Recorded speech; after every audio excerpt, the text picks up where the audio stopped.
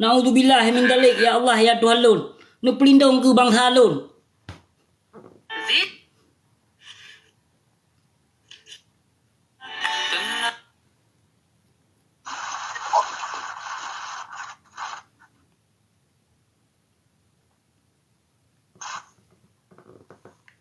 Iya, ase kumpanya. Ase kumpanya sih ya. Yang ni cuma. Nyo anu cuma asli anu cuma wate de i te i. Mehan anu pri. Ase. Yelo kira drong pakan. Yang kaya yung kamanah orang. Ilaw kaduha kira bari panduha.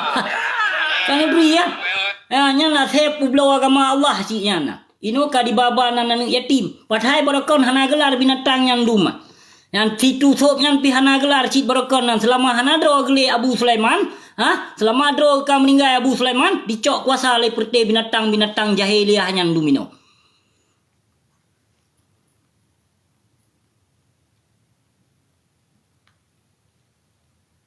Urung dro. So tembus. Merdeka So. Teku pegah perute ase yang dum yang panco agama Allah urung dron han pete sedram tua. Yang urung dron mantong sanjung mantong nu pumulia perute ase yang dum. Yang nu pumulia laju sedram tua. Yang hancur kolon, yang binasa kolon, yang reloh agama kombulon, yang hancur akidah kombulon.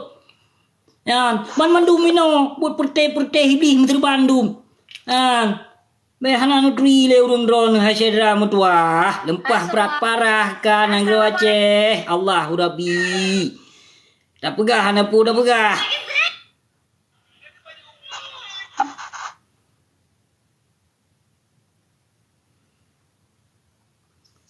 kalon tho dipersejuk oleh Malik Mahmud yang mandum ulama yang dipersejuk oleh Malik Mahmud lah kan nutri ya Nanti ku upload mamandum lelon untuk buat TikTok.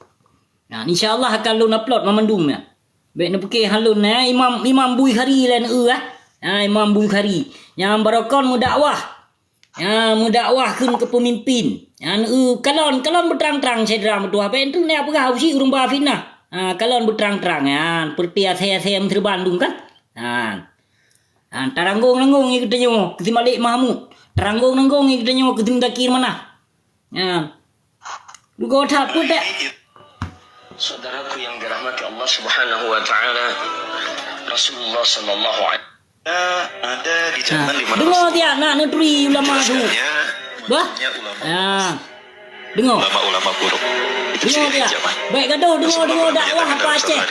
Dengar kau dakwah kau. Inna syiraran nasi alladziina ja'atuhum as-saa'ah.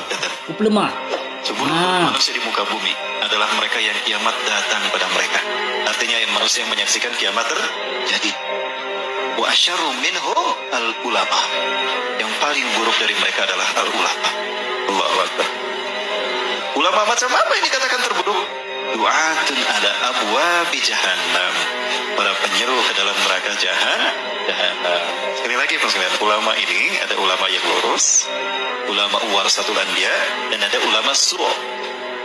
Siapa ulama su'? Yaitu ulama kebalikan dari ulama pewaris para nabi dan rasul. Ulama-ulama yang diplot oleh penguasa.